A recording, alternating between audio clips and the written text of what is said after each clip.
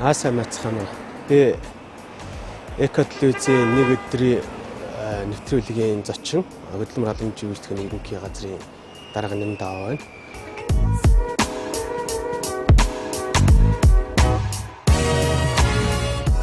Өнөөдрийн миний ажлын анхны маань ажил бол энэ тоошин зочдууд дээр зохион байгуулагдж байгаа ажил хүчний шийдвэр хөдөлгөөний хуулийн шинжилсэн найруулгын ажлын хэсгийн уулзалт болж байгаа. Энэ уулзалт маань аж ахуй нэгж байгууллагуудын саналыг сонсох, иргэний нэмийн байгууллагуудын саналыг сонсох ийм үндсэн зорилготой хуулийн хэлэлцүүлэг маань байгаа. Тэгээд та бүхэн маань хамт орж сонирхно гэж урьж байна.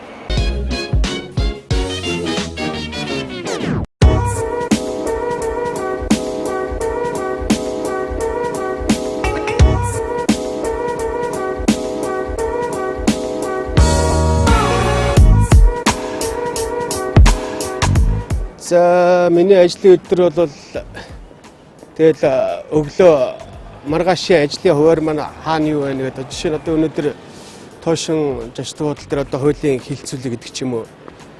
Тэгэл хуулийнхаа хэлэлцүүлгийг хийнэ гэж ингэ явж байна. Тэгэл байнгын орооны хурал 11 цагаас гэдэг зар ирсэн байгаа. Тэгэл байнгын ороонд очиж 18 оны төсвийн нийгмийн эдийн засгийн хөгжил хүнсэн чиглэлийнхаа биелэлтийг дүгнэлтэх гэж явж байна.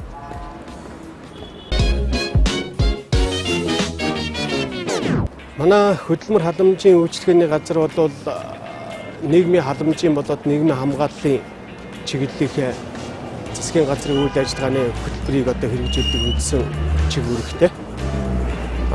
Хөдөлмөр эрхлэлийн тухайд бол бас мөн адил төрийн зүгээс зайлшгүй дэмжиж туслах шаардлагатай байгаа тэр хэсэгт хөдөлмөр эрхлэлтийн бодлогыг хэрэгжүүлэх ийм үндсэн үүргийг хүлээдэг байгаа.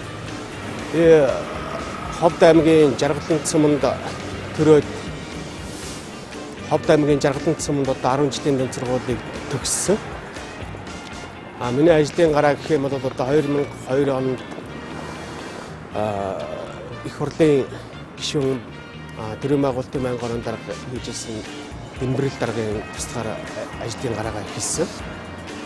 Ажлын хувьд ярих юм бол 2000-аас 2004 онд манай Ховд аймгаас улсын их хурлын гишүүн дэмбэрэл, Нямдаваа, Дамиран гэж 3 гишүүн маань сонгогдож ажиллаж ирсэн байгаа. Энэ Ховд аймгаас сонгогдсон их хурлын 3 гишүүнтэй бол би хамтарч ажиллаж ирсэн ийм түүхтэй.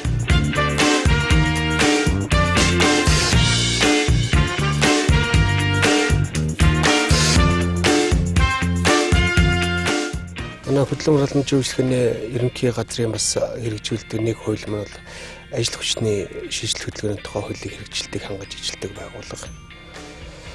Өглөө энэ хуулиндаа бол 2001 онд батлагдсан хуулинд шинжилсэн найруулга хийх төсөл дээр ажиллаж байгаа. Энэ төслийн иргэний нийгмийн байгууллагууд бол аж ахуй нэгж байгууллагуудын иргэдийн саналыг солилцох уулзалтыг зохион байгууллаа. Сая эдийн засгийн хурлын эдийн засгийн байнгын орон дээр 2018 оны нийгмийн эдийн засгийг хөгжүүлэх үндсэн чиглэлийн биелэлтийг хэлэлцэх асуудал байнгын орны хуралдаанаар хэлэлцэгдээд ажил дээр очиод юу гэх вэ? 4 сарын 5-аас 6 сарын 6-ны хооронд Солонгос улсад хөдөлмөрийн гэрээгээр ажиллаж байгаа иргэдийн шалгалт авах гэж хэлсэн байна. Энэ шалгалтын явц манай иргэдийн бэлтгэл нь хэрэг байна уу гэдгийг нэг харъя гэж бодож байна. Яагаад гэвэл бид нар энэ жил 1900 иргэнийг Солонгос улсын хөдөлмөрийн бирж дээр байршуулж болох тийм квотыг Солонгосын талаас өгсөн. 7050 иргэн бүртгэгдсэн байгаа шалгалтанд орохоор. Энэ 7050 иргэнээс болж өгвөл 1900 гэсэн тэр тоондоо багтаад хүмүүс маань шалгалтаа амжилттай өгчүүл их хэрэгтэй байна. Тэгээд энэ жилийн тухайд бид нар яасан гэхээр Солонгос улсад ажиллахыг гэрээгээр явах хүсэлтэй байгаа иргэдээс бүртгэл хийхдээ Солонгосоор 5 асуулт асуусан байна. Энэ 5 асуулт асууж байгаа шалтгаан маань юу гэх юм бол анхан шатны бас Солонгос хэлний мэдлэгтэй иргэдийгээ бүртгээд авч чадах юм бол харьцангуй одоо тэнцэх магадлал өндөр байх юм уу гэдэг үднээс нийслэлд онлайн буюу цахимаар бүртгэхдээ Солонгос хэлний асуултыг асуусан болохоор жоохон ахиц дэвшилтэй байх болов гэж одоо гордож байгаа. Тэгээ тэрнийхээ явцыг үзэн хэдэн хүн ороод хэдэн хүн тэнцэж чинь одоо байгаа квотанд хурж тэнцэх магадлал нь хэдэн өвдөө байх нь гэдгийг хараад 4 цагаас сайдын зөвлөлийн хуралтай үндэсний аудитын газраас бас 2018 оны үйл ажиллагаанд маань хяналтчилгаалт хийсэн байгаа. Тэрнийхээ манай хөдөлмөр албан жуулчдын ерөнхий газар дээр бол 3 төрлийн тусгай сан байдаг. Нийгмийн халамжийн сан, хөдөлмөр эрхлэлтийг дэмжих сан, мэрэгжлийн боловсролын сургалтыг дэмжих сан гэж.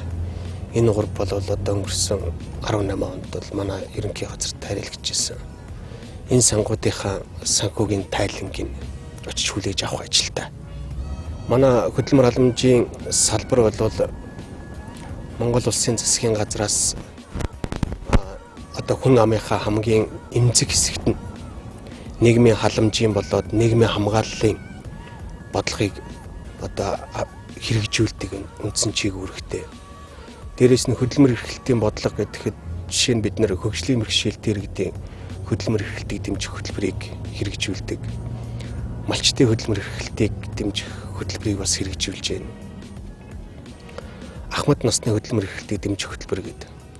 Тэр яг хүн амынхаа аль хэсэгт нь илүү төлхөө чиглүүлж бодлого үйл ажиллагаа явуулж байгаа. Тэнд нь бид нар үйл ажиллагаа явуулдаг ийм салбар учраас илүү сайхан одоо өглөгийн гэж хэлдэг тийм ээ. Ийм салбар юм болоо гэж зөв хөвдөө бодод их бэлгшээж баярлж явдаг.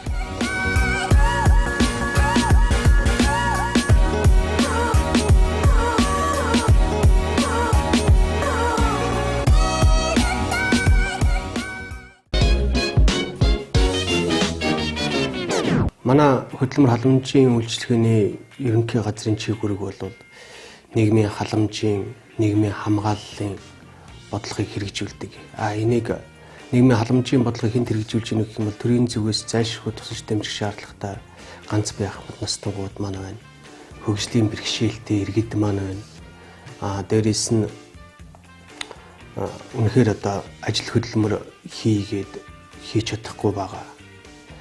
Магадгүй одоо хорих ангиас суллагдсан гэдэг ч юм уу. Энэ иргэдийн одоо нийгмийн асуудлыг шийдвэрлэх талдаа анхаарч ажилладаг. Хөдөлмөр эрхлэлтийн бодлогын тухайд ярих юм бол бас л ялгаа байхгүй.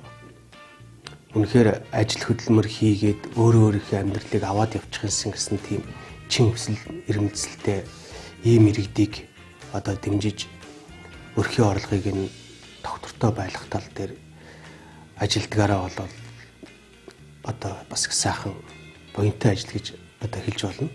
Нийгмийн хамгааллын бодлогын тухайд ярих юм бол одоо манай хүүхдийн мөнгө байна, насны хишиг олгож байгаа ахмадуудаа цалинтай ээж хөтөлбөрийг хэрэгжүүлж байна. Энэ бүхэн манай ирээдүйн бас манай Монгол улсын хүн амыг одоо олон болгох тал дээр ирээдүйд манай монголчууд олуула байх ийм үндсэн төр засгийн газрын бодлогыг хэрэгжүүлдэг нь одоо сайхан зүйл гэж хэлж болно. Иргэдийн дунд одоо сөрөг талаас нь ярих юм бол иргэдийн дунд одоо юу гэдгийг нийгмийн халамж хавтгаарлаа гэдэг ч юм уу. Ажил хөдөлмөр хийх хүсэлтэй иргэд одоо бас их ховорцсон байна гэдэг ч юм уу. Ажил олгогчийн зүгээс ярьдаг асуудал байгаа. Нийгмийн халамж хавтгаарсан гэдэг дээр бол энэ ерөнхий газрын удирдаад ажиллаж байгаа хүний хувьд бол би бол санал нийлдэг. Жирийн иргэд маань энийг нийгмийн халамжийн үйл ажиллагааг нийгмийн хамгааллын бодлогын үйл ажиллагаатай хольж ойлгоод идэг. Энэ нь юу гэсэн үг юм бол одоо хүүхдийн мөнгийг халамж гэж хэлдэг. Цалинтай ээж хөтөлбөрийг одоо бас халамж гэж ойлгодог. Энэ маань бол одоо нийгмийн халамжийн үйл ажиллагаа одоо биш юмаа гэдгийг зөв магадгүй энэ телевиз үзээс сууж байгаа хүмүүстэй хандаад хэлэхэд бол зөв зүйтэй байхаа гэж би ойлгож байна. Өнөөдөр Солонгос улсад ажилгүйдэл байна уу байна. Ямар хүмүүс ажилгүйдэлд илүү байж гэнэ гэх юм бол Солонгосын залуучууд. Яг бас манай Монгол улстай адилхан залуучууд нь бүгдээрээ ихтэйд боловсрал эзэмсхийг илүүд үздэг. Ихтэйд боловсрал эзэмшээд тухайн эзэмссэн мэргэжлэрээ том компанид одоо ажил хийх сонирхолтой. Солонгост бол 3D гэдэг одоо нэр томьёо гарсан байна. Одоо нэгдэх нь бол одоо dirty гэдэг одоо заваа ажил хийхгүй гэсэн Солонгосын залуучуудын дунд ийм тогтсон сэтгэлгээ байна гэж одоо манай одоо салбарын Солонгос улсын иргэд мэргэжилтнүүд маань ярьж байгаа. Нэгдэх нь заваа, бохир заваа. Хоёр дахь нь одоо dangerous гэдэг одоо аюултай ажлын байр. Одоо мэргэжлийн боловсронтой гагнуур хийдэг ч юм уу те хөрөө дээр ажилдаг ч юм уу ийм одоо эрсдэл өндөртэй ийм ажлын байр. За бид нар бол ийм л хийхгүй. Гурав дахь нь difficult буюу одоо хүнд хэцүү.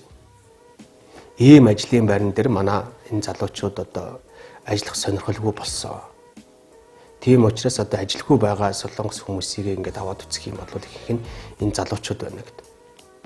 Ийм юмыг бол ярьж байгаа. Сая яагаад манай Монгол иргэд маань залуучууд маань бас гадаад ажиллах одоо сонирхол давмгаа байна гэж. Зүгээр яг энэ дээр би юм тайлбар нэмж хэлэхэд манай иргэдийн өөрсдийнх нь сонголт нэгдүгээрт явахын сайн тал байна. Тухайн улсад очиад үнэхээр одоо ажил хөдөлмөр гэдгийг одоо ямар байдгийг одоо ажлын амтыг те мэдээд ирж байна. Нэгтгэх. Хоёр дахь нь тухайн ажиллаж байгаа салбар дээр шинэ технологиг эзэмшиж ирж байгаа. Олон жишээ дурдж болно. Солонгост ажиллаж байгаад тухайн үйлдвэрийнхээ технологиг авчирээд манай Монгол улсад одоо жижиг дунд үйлдвэрлэлийг хөгжүүлээд явж байгаа жишээнүүд бол байгаа. Энэ ийм хоёр дахь ийм давуу талтай. Гурав дахь нь бол гарцаа байхгүй өнөөдөр манай Монгол улсын дундад цалин Солонгос улсад авж байгаа дундад цалин хоёрын хооронд бол ялгаа байна.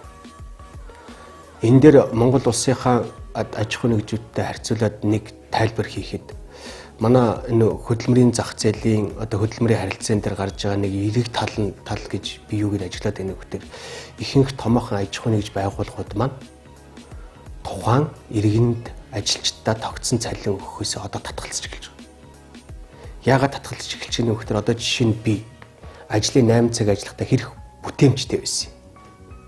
Магадгүй би дорж гэдэг хүнээс би 2 дахин илүү ажил хийсэн болвол миний ажлын бүтээмжийг шударгаар үнэлээд би 2 дахин илүү цалин авах боломжтой байна.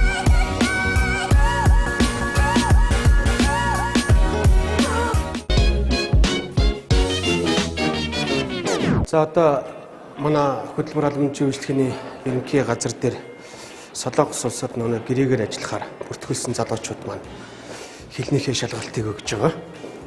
Энэ залуучуудын одоо шалгалтын явцыг ямар ч цоо байдалтай байна вэ гэдгийг нь бол би та бүхэнд танилцуулъя. Тэгээ манай ерөнхий газар бол нийтдээ нэг 62 оронтойтой. Энэ байшин маань бол манай хөдөлмөр албаны үйлчлэгээний ерөнхий газрын маань байшин байгаа. 2 давхарт бид нэр шалгалтаа авдаг байгаа. Манай энэ залуучууд нь орж дуусах байгаа юм тий? 45 гээд тэгэхэд дуусна гэлээ. Шалгалтыг гэхэд энэ сүүлийн үед одоо шалгалтаа өгснөөс хойш гар утас камер мөн бүлэгтүүд чихэж ашиглаж орж тэнцэж орж байгаа маш олон тохиолдол. Өнгөрсөн 2018 оны одоо статистик мэдээг харах юм бол нийтдээ 874 хүн Солонгос руу явсан байгаа. 874-өөс 87 буюу дөнгөж нэг 10 гаруй хувь нь Солонгос улсад эмэгтэйчүүд сонгогдсон. Тэгэхээр 10% гэдэг бол харьцангуй одоо бага тоо. Энэ 2019 оны бүртгэлээ явуулахдаа бид нар бас олон нийтэд танилцуулж хэлсэн байна. Эмэгтэйчүүд маань одоо аль болох тогтсон бас дэжгүй сайхан ажилтаа болоод Солонгос явахыг битгий нэг хүртэл болгооч гэж. За бүгдэнд нь амжилт хүсье. Шалгалтаа сайн өгөөрэй. За.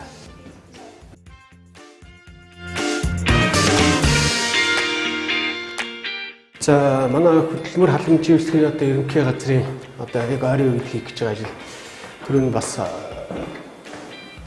хэлсэн байгаа. Хүнсний эрхийн бичгийн үйлчлэгээ гэж үйлчлэгээ бий. Энэ үйлчлэгээнд одоо хөдөлмөрийн насны хөдөлмөр эрхлэх боломжтой энэ залуучууд маань хамрагдж байгаа энэ асуудлыг бас хамрах хүрээгийн жоохон хумхан дээр юм уу? Дээрээс нь энэ цаг үед 2019 оны төсвийн төсөөлөл боловсруулж бас яам төрөх ажлууд байна. Тэгээд ийм ажлуудаа хийгээд явчихна да.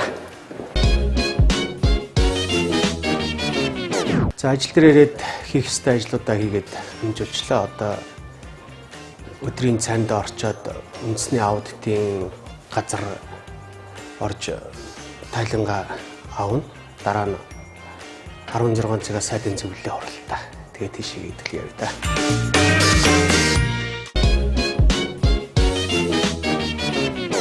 За миний хувьд бол одоо амжилт гэдгийг одоо юу гэж ойлгох вэ гэх юм бол би нэг зорилт гэдэг юмтай нь холбож ойлгох гэдэг юм л да. Хүмүүс юунд ч зорж болно. Өөрт тавьсан зорилгоо хэрхэн одоо гүйцэлдүүлж чадсан бэ гэдэг нь одоо тухайн хүний ямар амжилттай байсныг одоо илэрхийлэх байх гэж ойлгож байгаа. Амралт өдөр аль болох одоо завгүй байсаар гал яг үнэндээ бол тэгээ завгүй байгаад л дуусч байна л да.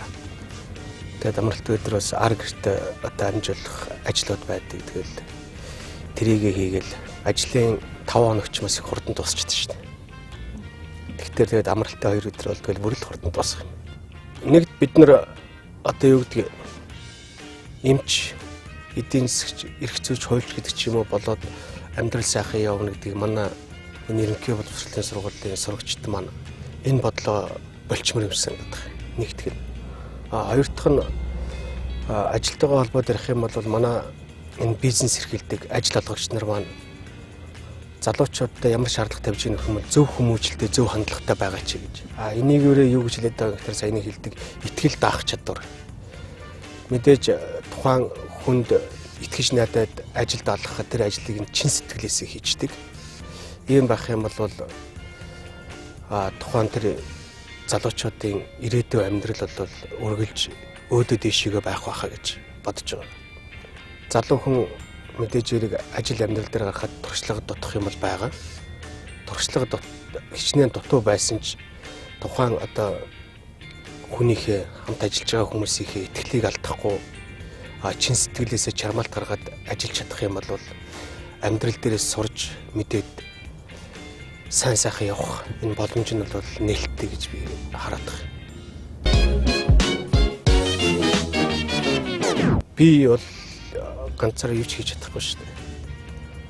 Бүхэл юм бол өнөөдрийн нийгмийн харилцаанд орж байгаа учраас бидээр л хамгийн их. Миний одоо бас нэг төлөвшил өөрөө бас тийм. Ямар ч юм хийсэн бай, би энийг хийчлээ, би тэглээ гэж ярьж бараг үзээгүй дээ. Бид нар манайхан гэдэг ч юм уу те. Тэгж өнөөдрийг хүрсэн байна. Мэдээж хүний амьдралд баяртай хөөртэй ч юм уу те. Зовлон гонигтой зэмдэл юм тохиолдож таарна.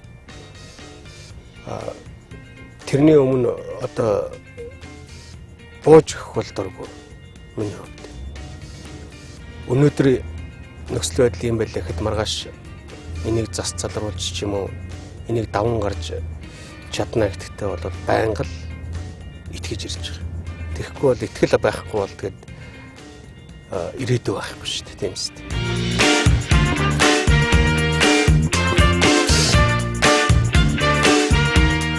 Одоо сүүлийн үед бол одоо Монголын одоо утга зохиолын номыг унших нь арай илүү юм шиг санагдаад байгаа. Ягаад гэвэл монгол хэлний нэг үгийн баялагийг арай илүү хөгжүүлдэг юм.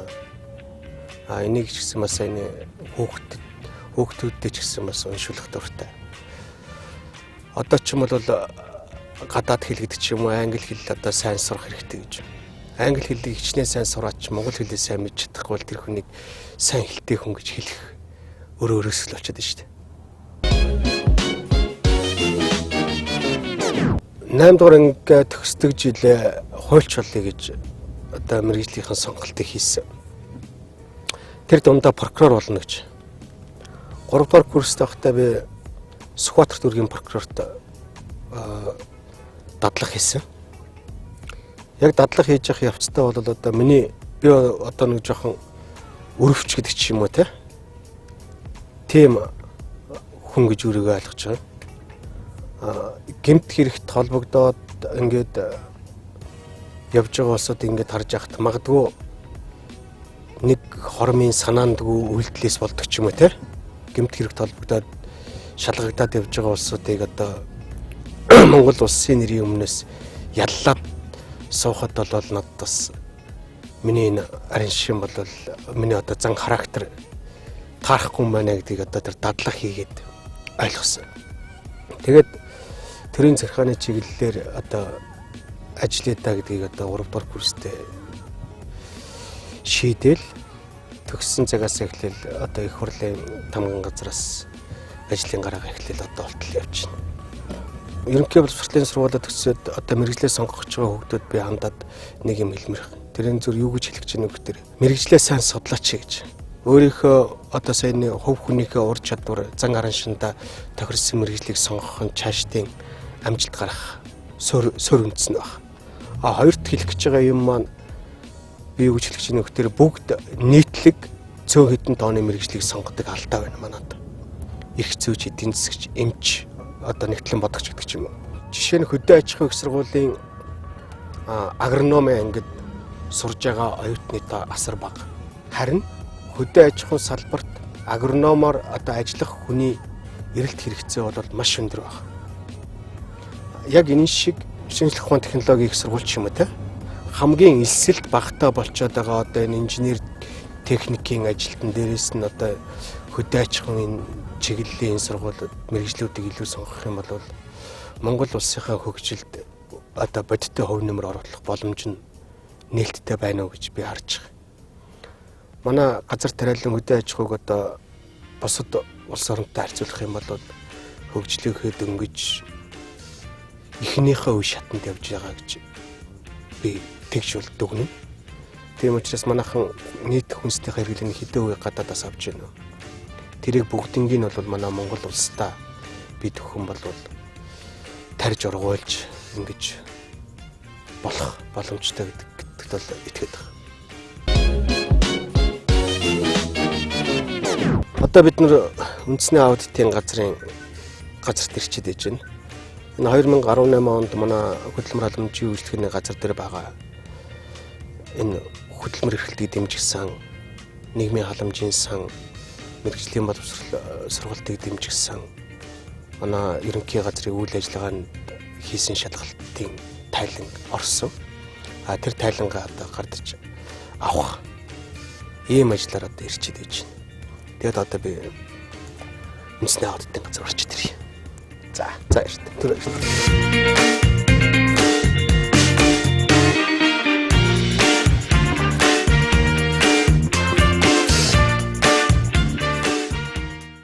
За сая үндэсний аудитын газар ороод 2018 оныхоо хяналт шалгалтынхаа тайланг аваад гарч ирчээ.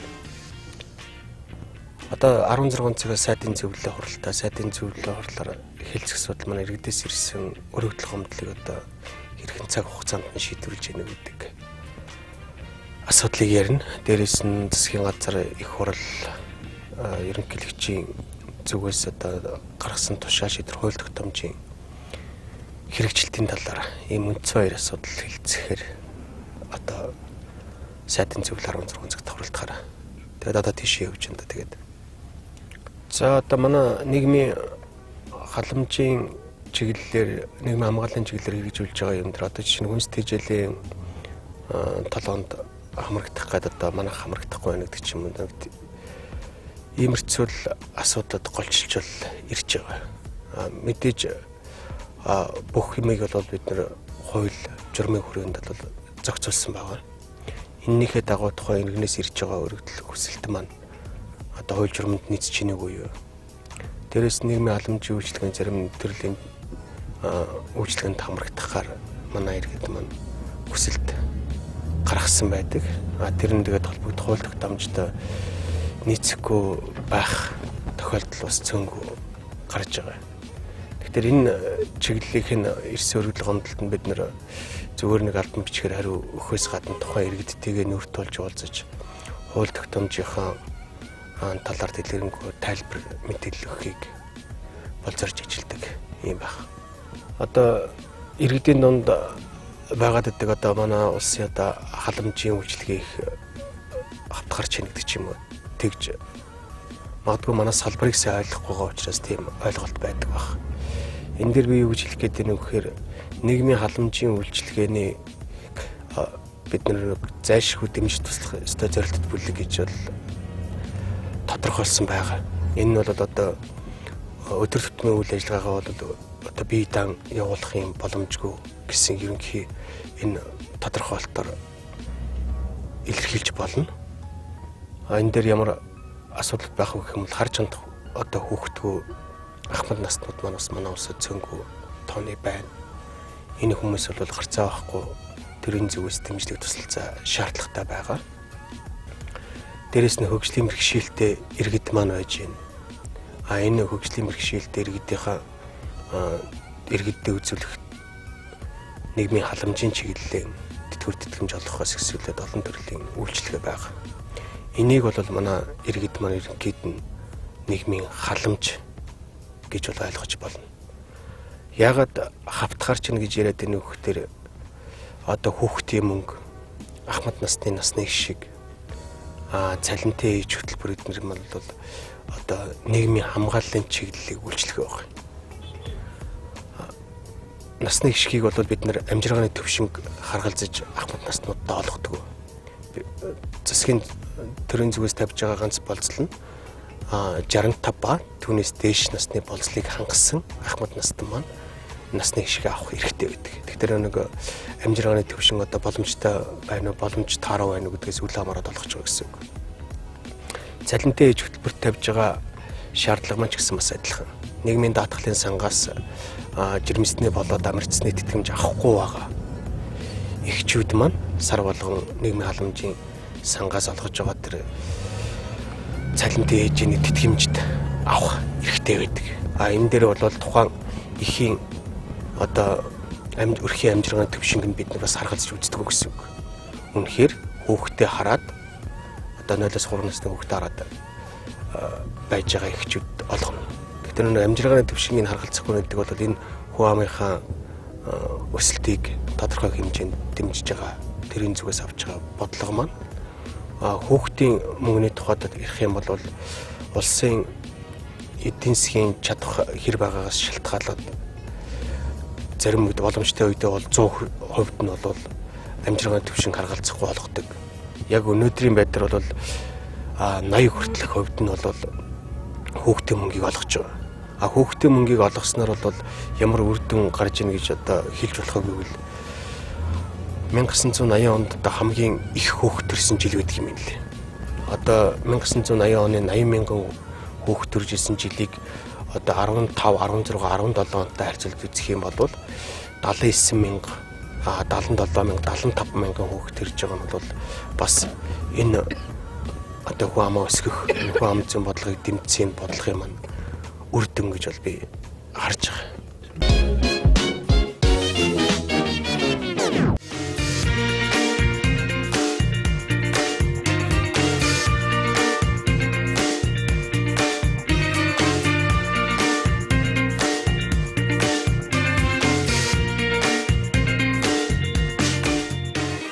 За өнөөдөр одоо ИК телевизийн ажлын нэг өдөр гэдэг нэвтрүүлэгт урьж оролцуулсан одоо та бүхэнд баярлалаа.